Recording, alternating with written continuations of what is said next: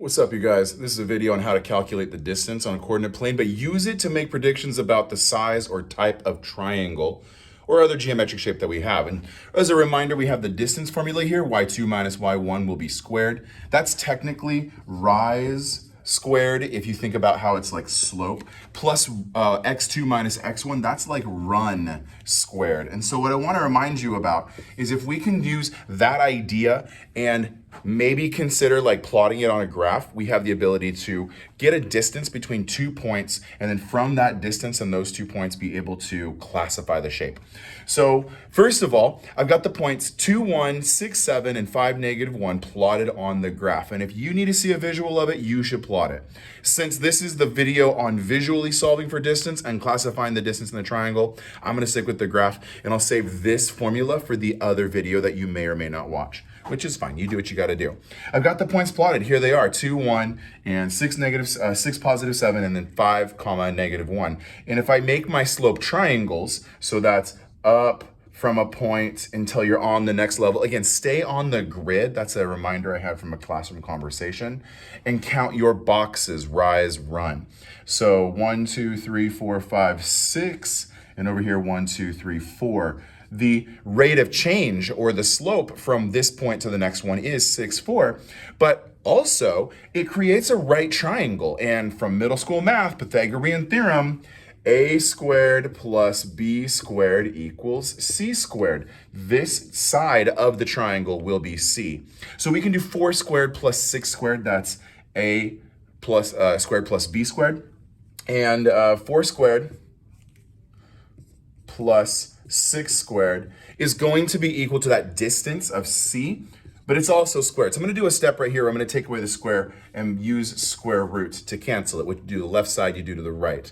Now, this is going to become 4 squared plus 6 squared. That is 16 plus 36. That's 16. That's 52.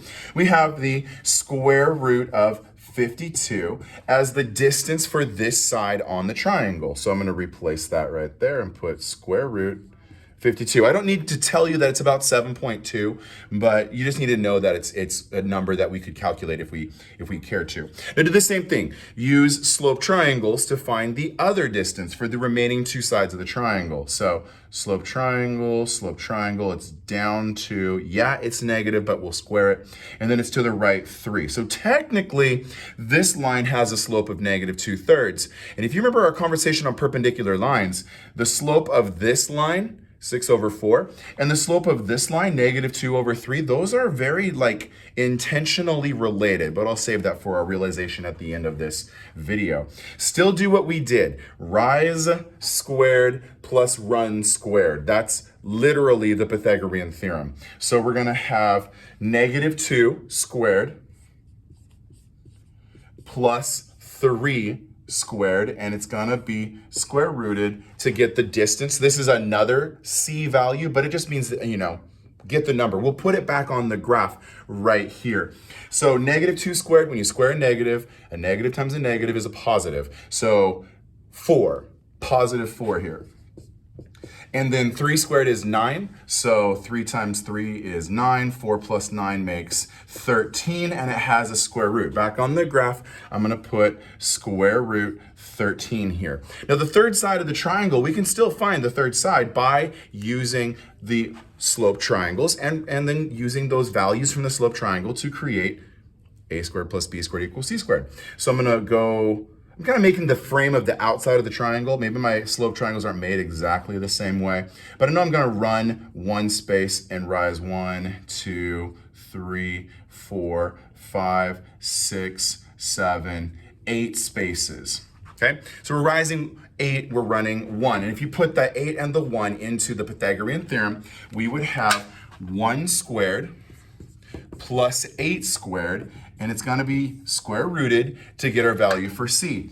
1 squared plus 8 squared is 65, and it's square rooted. So back on the graph, we're going to make this be the square root 65. Okay, so From those three numbers, here's the last thing we need to do. We need to classify the triangle, but those are the distances. Square root 52, square root 13, and square root 65. Those are the distances that make up the sides of this triangle. The question is, what type of triangle do we have? There are three types. We have, first and foremost, right triangles. Then we have acute triangles. And last of all, we have obtuse. Those are all based upon the angles that the triangles, need in order to use them. Right triangles, they have a 90-degree angle. Acute triangles, all of the angles are less than 90 degrees. And in an obtuse triangle, it's only possible for one, on a flat plane, it's only possible for one triangle to have an angle greater than 90. The other two will be acute angles. So of these three, we have an actual test to determine whether a triangle is a right triangle or not. If you remember this formula right here, if we can use the information from the sides of a triangle with that Pythagorean theorem formula, we can then verify whether or not we have a right triangle or an acute triangle or an obtuse triangle. So we're going to take these three sides of the triangle and we're going to put them into the Pythagorean theorem. A squared plus b squared equals c squared. And from the information, remember, c is always the hypotenuse, and that makes it the longest side. So whether or not we know that we have a right triangle, we should always be in the habit of putting the biggest number, in this case square root 65, put the longest side in c in our formula. Okay, so here we go. I'm looking at my board. I'm seeing over there. I'm going to put maybe biggest to smallest, ABC. I have square root 13, and it's squared. Then add to that square root 52, which is also squared, and then add to that square root 65. These are just direct substitutions of the numbers. Now let's get in nice and tight right here. You see this?